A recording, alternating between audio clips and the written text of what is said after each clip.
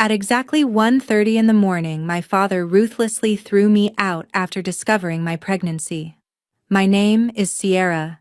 I am 24 years old, a woman who always believed in enduring family obligations silently until that freezing Seattle night shifted my entire reality. The heavy wooden front door slammed shut right before my eyes with a deafening thud that violently pierced the characteristic cold atmosphere of our affluent suburban neighborhood. My father had mercilessly tossed my only suitcase onto the concrete porch alongside a final absolute ultimatum echoing into the dark space. He glared at me with pure contempt before delivering his final verdict. If you are keeping that baby, do not ever return to this house again. Instead of breaking down into hysterical tears or falling to my knees to beg for his forgiveness, I maintained complete silence while steadily reaching down to grab the handle of my luggage. I did not offer a single word of explanation to justify my existence as I turned my back on the place I was supposed to call home. In that freezing moment of departure, I knew perfectly well that the people inside were celebrating their victory, completely unaware of the absolute financial devastation awaiting them in the near future. If this scenario resonates with anyone who has ever been pushed to the absolute edge by toxic family members, stay with me to witness exactly how I utilized undeniable legal evidence to completely flip the board, legally reclaim my rightful inheritance, secure my child's future, ensuring that true justice was served without ever raising my voice. The darkness of the quiet suburban road gradually faded through my rearview mirror as I steered my vehicle straight toward the eastern part of the city. I navigated the empty streets through the cold night to reach the private residence of my Aunt Evelyn. Instead of allowing the sudden traumatic eviction to shatter my psychological composure, I actively forced myself to maintain absolute mental clarity. I needed a sharp mind to properly execute the next crucial phase of my calculated plan, rather than succumbing to an emotional breakdown behind the steering wheel. The rhythmic hum of the car engine provided a strange sense of stability, while my brain meticulously organized the chaotic events of the past few hours into actionable legal strategies. For several agonizing years, my family deliberately forced me to manage the internal corporate accounting books under the manipulative guise of a dutiful daughter helping the household. My promised professional salary was perpetually delayed without any valid explanation, while every single financial contribution I made was shamelessly treated as a mandatory familial obligation I owed to them.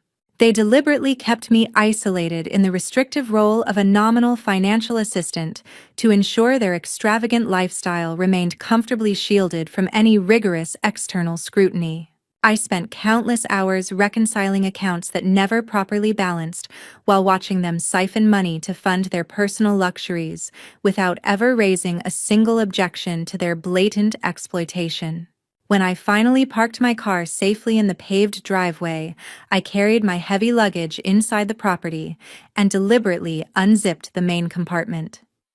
Hidden securely beneath layers of hastily folded clothes were multiple encrypted flash drives alongside thick stacks of highly confidential bank statements I had meticulously gathered over an extended period. Dad never once considered the remote possibility that I possessed the intellectual foresight or the necessary audacity to quietly archive every single suspicious transaction that crossed my desk. He consistently underestimated my silent compliance by foolishly mistaking my quiet demeanor for complete ignorance regarding his illicit corporate activities. Evelyn opened her front door and welcomed me inside, without offering any superficial gestures of pity or useless words of sorrow regarding my current predicament. Because she built her entire successful career within the rigorous corporate finance sector, she immediately understood the severe gravity of the situation upon seeing the physical folders clutched tightly in my hands. We bypassed the comfortable living room entirely and headed straight for the bright kitchen table where she methodically spread out the sensitive documents I had painstakingly smuggled out of that toxic house. She fetched 2 cups of black coffee to ensure we remained fully alert for the intensive task ahead of us. You actually managed to completely bypass his restricted administrative access to pull these specific hidden ledger entries, Evelyn remarked, while intently scanning the first page of the falsified corporate expense report. I nodded quietly in confirmation, while pouring myself a tall glass of cold water to soothe my incredibly dry throat. The subsequent analytical review of the printed numbers proceeded with a chilling efficiency as she expertly cross-referenced the transaction dates with the wildly inflated operational costs. The glaring discrepancies on the papers clearly highlighted severe financial violations involving deliberate embezzlement that could instantly serve as irrefutable evidence in a federal court of law. Every single fabricated invoice painted a perfectly clear picture of systemic corporate fraud, orchestrated directly by the man who had just thrown me out. Evelyn looked up from the illuminated screen of her laptop with a remarkably sharp glint of strategic realization reflecting in her dark eyes.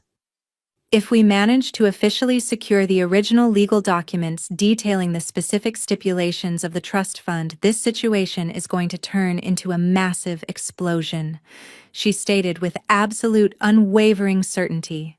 I met her intense gaze with equal determination because I already knew exactly where those specific legal documents were currently filed and how we could legally acquire them by the very next morning.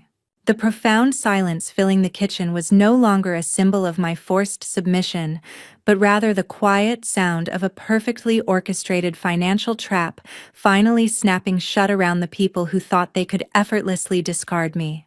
Monday morning began with a thick stack of classified documents placed neatly on the polished desk of my lawyer, Mr. Whitman. Evelyn had driven me directly to his downtown corporate legal office to conduct a comprehensive analysis regarding the concealed existence of a highly specific trust fund.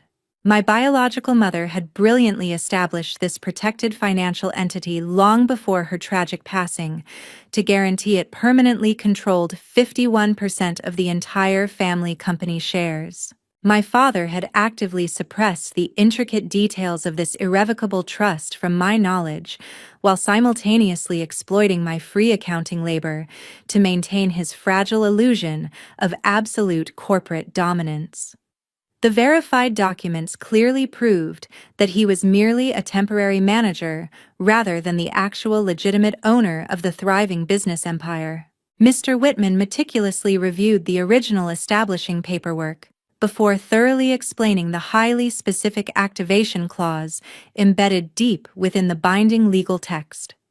He clarified that the exact moment I legally became the designated guardian for the next inheriting generation of our family bloodline, the comprehensive rights to control the massive fund would automatically transfer directly into my exclusive possession. This brilliant protective stipulation was specifically engineered by my mother to permanently prevent anyone outside our immediate bloodline from successfully usurping the corporate assets or dismantling the wealth she had painstakingly accumulated.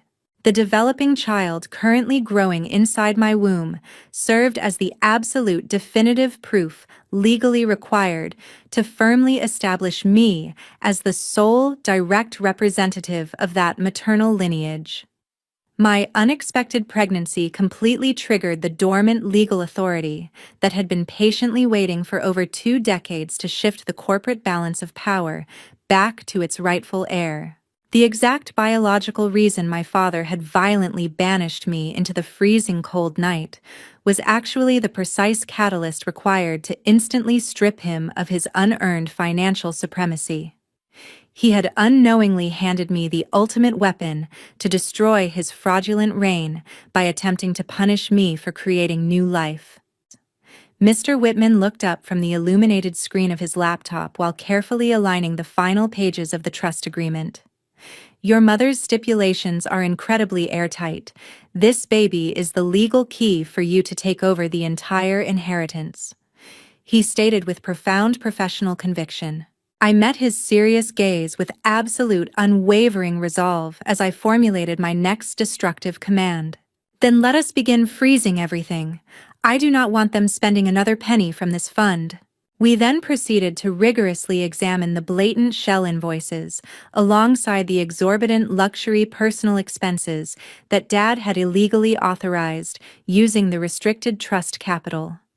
The meticulously gathered digital evidence from my flash drives clearly demonstrated how he had systematically misappropriated the protected funds to improperly finance extravagant lifestyle upgrades for himself. Every single fabricated consulting fee and fraudulent corporate expense report severely violated his strict fiduciary duties as the temporary trustee of the maternal estate. He had essentially been funding a lavish facade of immense wealth using stolen money that rightfully belonged to my unborn child. I decisively grasped the heavy metallic pen resting on the table to officially sign the binding legal authorization forms without displaying a single ounce of emotional hesitation. These freshly signed documents immediately empowered Mr. Whitman to formally file a comprehensive petition in civil court to legally block all associated corporate banking accounts. We deliberately executed this aggressive legal maneuver in complete administrative silence to ensure my father received absolutely no prior warning to prepare a defensive strategy or hide additional stolen assets offshore. The relentless legal machinery was finally set into irreversible motion to systematically dismantle the comfortable life he had stolen from my mother. Exactly 3 days after leaving that toxic house, I arranged to meet my best friend Diana at a familiar local coffee shop to discuss the upcoming strategic steps. Diana provided essential psychological support during this volatile transition period by helping me maintain absolute mental clarity amidst the impending legal warfare we were about to unleash. She sat across from me while reviewing the timeline of the asset freeze, when a sudden disruptive presence completely shattered the relatively quiet atmosphere of the cafe.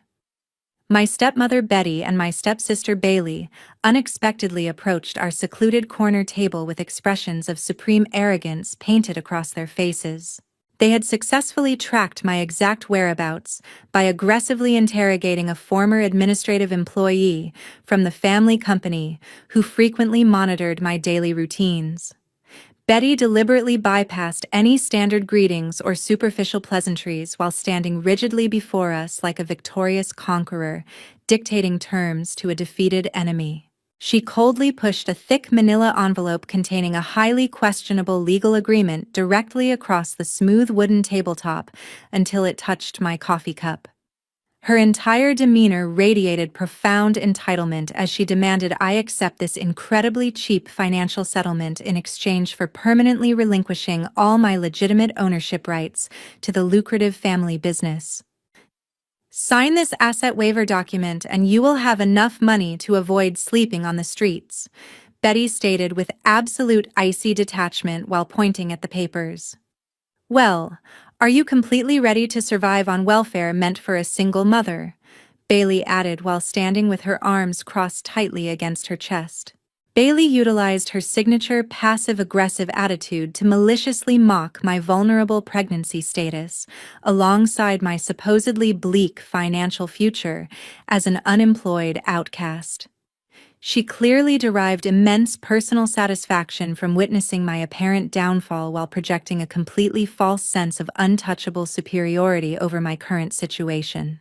They both operated under the foolish assumption that my sudden eviction had left me completely destitute without any viable resources to fight back against their corporate tyranny.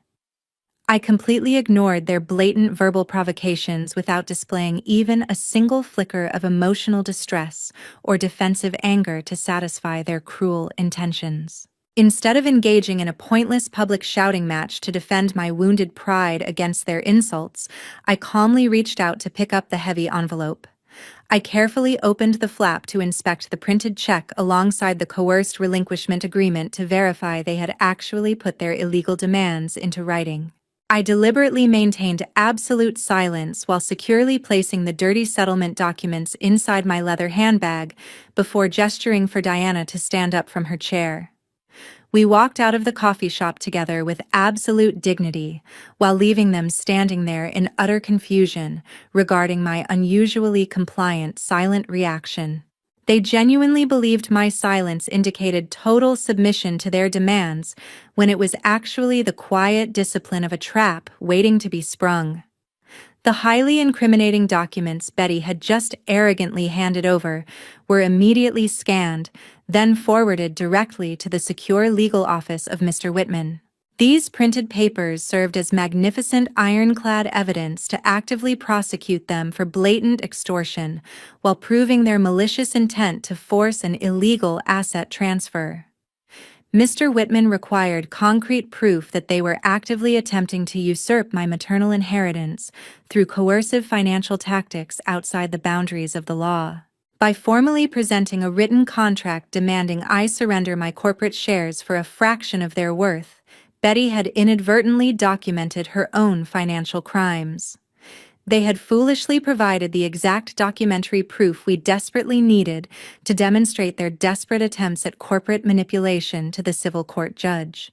Every single arrogant word printed on that cheap settlement offer effectively sealed their impending legal doom without them even realizing the catastrophic mistake they had just committed.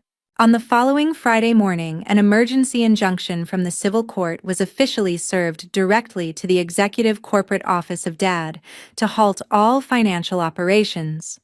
This powerful emergency mandate immediately executed a comprehensive freeze across all corporate banking accounts, alongside any lucrative financial resources connected to the maternal trust fund. The swift judicial action was specifically implemented by the presiding judge to facilitate an intensive ongoing investigation regarding severe corporate fraud and deliberate embezzlement of protected assets. The central banking institutions swiftly complied with the strict judicial order by instantly revoking all administrative access privileges previously held by the current executive board. Every single monetary channel that previously sustained their luxurious existence was completely blocked from conducting any outgoing transfers or unauthorized withdrawals whatsoever. Betty discovered the catastrophic financial blockade in the most humiliating manner possible while attempting to finalize an exorbitant clothing purchase at an exclusive designer boutique located in the upscale commercial district. The automated point-of-sale terminal brutally declined every single premium credit card she confidently presented to the cashier, while instantly issuing severe fraud alerts across the entire international banking network. She faced profound public embarrassment as the polite store manager firmly requested a valid alternative payment method she simply did not possess within her expensive leather handbag. Her lavish afternoon shopping spree abruptly ended in utter disgrace because the stolen wealth she constantly flaunted to intimidate others had evaporated instantly without any prior warning or notification. Dad called my personal cellular phone a few hours later in a state of absolute unprecedented panic to aggressively demand an immediate explanation regarding the sudden banking blockade paralyzing his operations. He completely bypassed his usual patronizing tone to yell frantically through the receiver while desperately trying to comprehend why the financial institutions had abruptly severed his lifelong access. This was the exact precise moment he realized his perceived absolute authority was entirely dependent on the specific legal boundaries he had arrogantly chosen to violate for his own selfish gain. "What the hell did you specifically do to the corporate accounts because the banking institutions are currently locking down absolutely everything of mine?" Dad yelled. "You no longer possess the legal authority to manage the maternal trust fund, so please direct all future inquiries to my lawyer, Mr. Whitman," I replied. I effortlessly extinguished his explosive anger by maintaining an intensely cold and emotionally detached demeanor throughout the extraordinarily brief verbal communication. I absolutely refused to entertain his desperate demands or offer any detailed explanations regarding the tactical legal strikes we had methodically executed behind his back. I firmly asserted that every single administrative procedure and legal inquiry must now proceed exclusively through my designated legal representative to ensure strict compliance with the court orders. He was left screaming pointless threats into an empty line as I decisively ended the call, without granting him any further opportunity to manipulate the factual narrative. Mr. Whitman subsequently delivered another devastating set of binding legal documents, explicitly prohibiting Dad from conducting any further commercial transactions under the established company name. These strict judicial restrictions legally prevented him from signing outgoing payroll checks authorizing external vendor payments, or attempting to liquidate any remaining hidden corporate capital until the civil court reached a final decisive verdict. He was effectively stripped of all functional corporate power and humiliatingly reduced to a mere helpless spectator within the very business empire he had previously ruled with absolute impunity.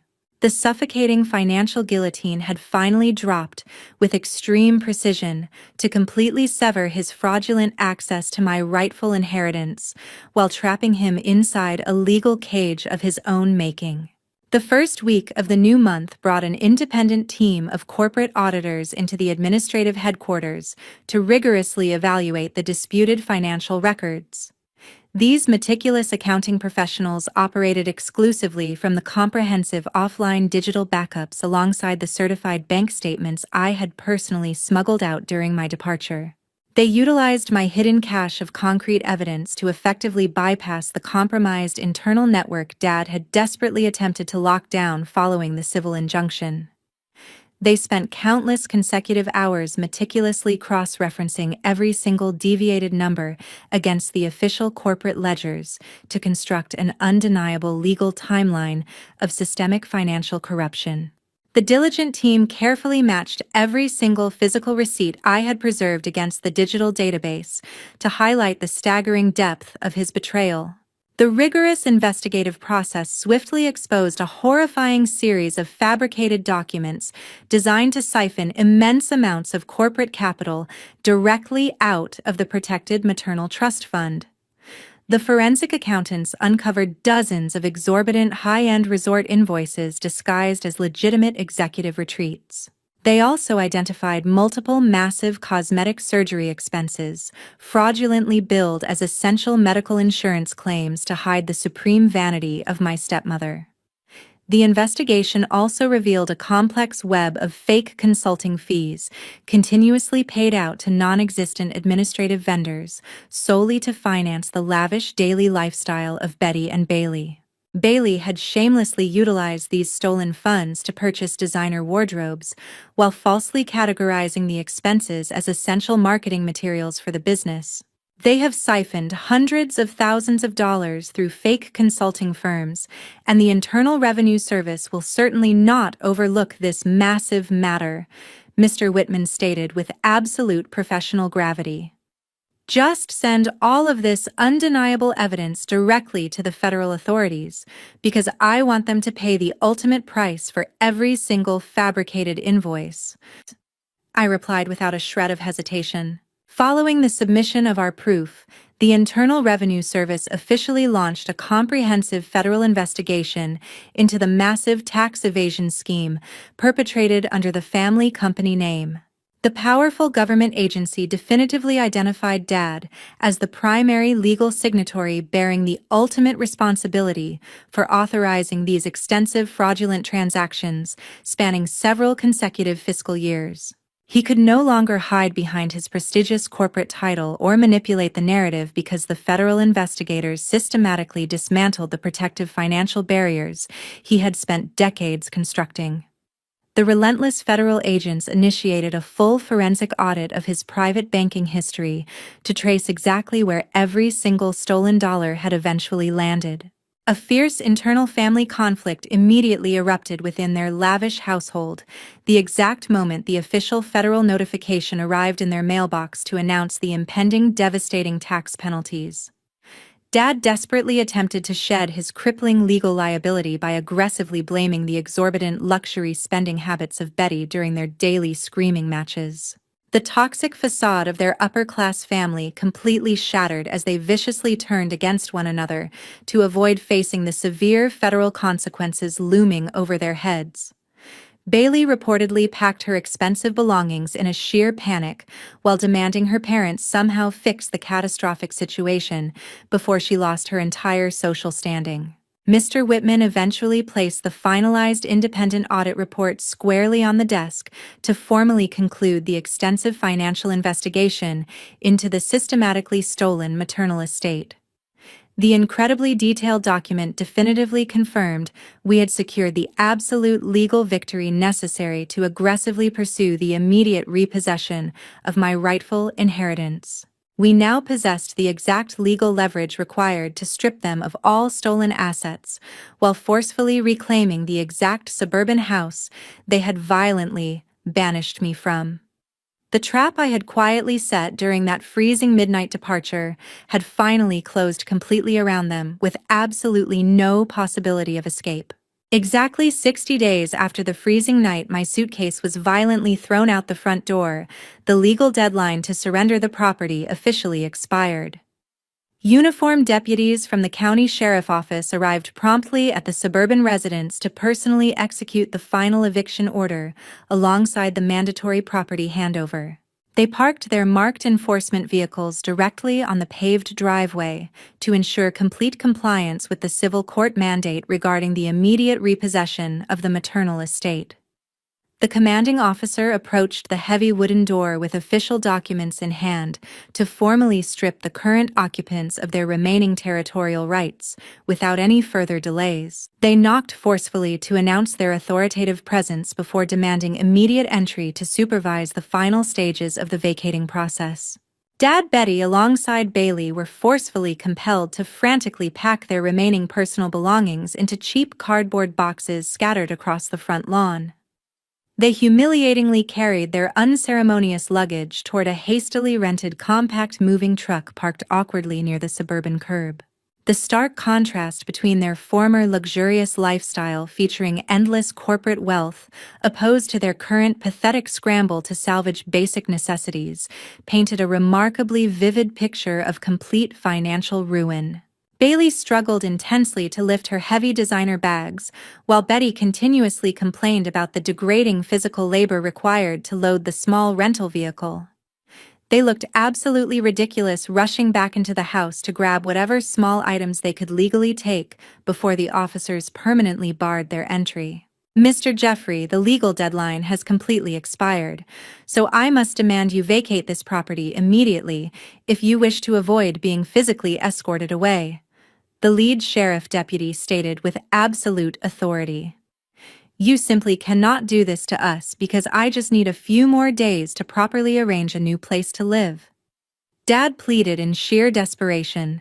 His pathetic attempts to negotiate a temporary extension were rendered entirely useless against the strict professional demeanor displayed by the law enforcement personnel.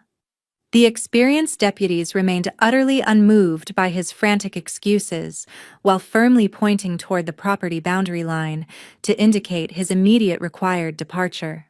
They operated strictly by the rigid legal book, without offering a single ounce of sympathy for a man who had systematically defrauded his own daughter for personal gain. He was finally forced to realize that his manipulative words held absolutely no power over the rigorous judicial system currently dismantling his stolen life right in front of the neighbors. The officers stood their ground with imposing physical presence until he miserably lowered his head to accept his undeniable defeat. I stood quietly at a safe distance near the edge of the street to meticulously observe their humiliating departure from the premises. I maintained the exact same absolute silence I had utilized during that freezing midnight eviction, without uttering a single mocking word or displaying any vindictive emotion toward their downfall. Watching them forcefully removed from the property provided a profound sense of closure that required no theatrical confrontation to validate my ultimate victory over their abuse. They finally drove away in their cheap rental truck while drowning in a sea of public disgrace under the watchful eyes of the entire affluent suburban neighborhood. The exact moment their pathetic vehicle disappeared completely around the corner, a professional locksmith was immediately called to approach the front porch to secure the building. The skilled technician swiftly replaced every single exterior lock alongside the entire electronic security system to permanently block the former occupants from ever accessing the premises again.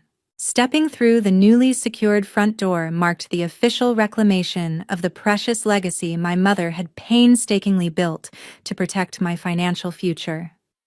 I finally inhaled a deep breath of untainted air inside the empty foyer, while feeling the oppressive weight of their toxic tyranny completely vanish from my life forever.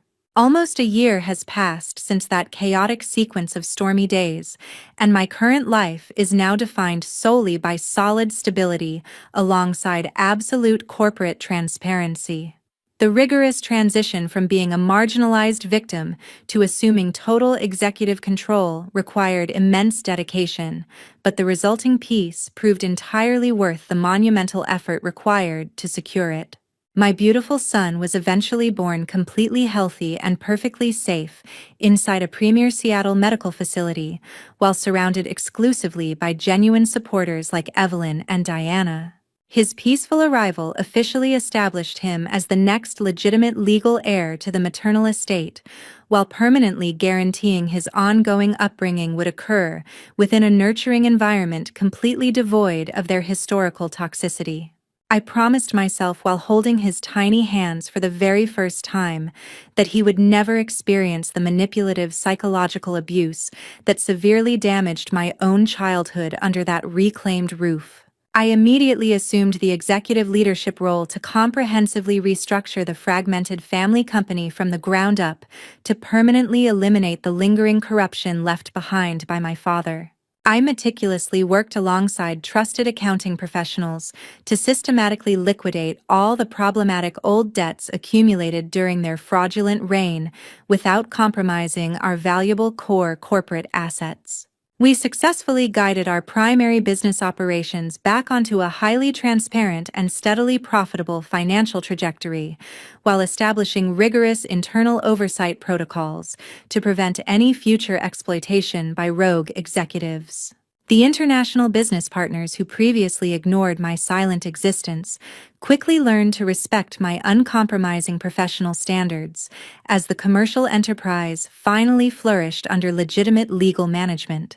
Dad was ultimately forced to secure grueling physical employment at a remarkably small regional logistics company, just to survive his newly impoverished daily reality without the safety net of stolen wealth. The federal government mercilessly garnishes his meager weekly wages to slowly chip away at the massive outstanding tax debts he personally incurred through his extensive corporate embezzlement scheme spanning several years. He spends his long, exhausting days lifting heavy cargo boxes to satisfy the relentless collection demands of the Internal Revenue Service, instead of sitting comfortably inside a stolen corner office, pretending to be a successful entrepreneur. Betty and Bailey completely failed to withstand the crushing financial pressure of their newly destitute lifestyle, so they selfishly abandoned him to face the severe legal consequences entirely alone, without any emotional support. They hastily relocated to a notoriously cheap apartment complex, situated in the distant southern suburbs, while permanently severing all communication with the broken man who could no longer fund their extravagant designer wardrobes. The superficial familial loyalty they previously displayed completely evaporated the exact moment his stolen corporate bank accounts were officially frozen by the civil court judge during the initial phase of our legal strike. I proactively blocked every single conceivable communication avenue they might utilize to attempt a manipulative reconciliation or extract misguided financial sympathy from my newly established household. I strictly instructed the security personnel at my corporate headquarters alongside the guards at my private residence to immediately deny them entry if they ever dared to approach my physical property again. I decisively established impenetrable legal and personal boundaries to fiercely protect my own mental peace, alongside the secure financial future I had painstakingly reclaimed for my rapidly growing son. There is absolutely no remaining space in my successful life for treacherous individuals who view vulnerable family members merely as convenient tools for unearned personal financial enrichment. When I reflect upon the arduous journey that brought me to this peaceful destination, I recognize that true strength never resides within loud screaming matches or the pathetic shedding of theatrical tears meant to manipulate others. The most formidable power actually originates from executing silent preparation while maintaining the unwavering discipline required to gather solid legal evidence against your abusers. Establishing cold boundaries through the rigid application of corporate law remains the absolute most effective method to defend your personal autonomy against toxic individuals. Sharing biological bloodlines should never become a valid excuse for anyone to endure systemic financial exploitation from supposed loved ones. Choosing to completely sever all ties with destructive family members is sometimes the absolute only viable path remaining to truly survive and successfully rebuild a stolen life. I sincerely thank everyone for dedicating your valuable time to watch this incredibly ruthless, yet entirely necessary true story unfold until the very end. What are your personal thoughts regarding the uncompromising decisions I actively enforced against my toxic relatives? Please share your honest opinions in the comments section below, and do not forget to subscribe to our channel for more compelling stories.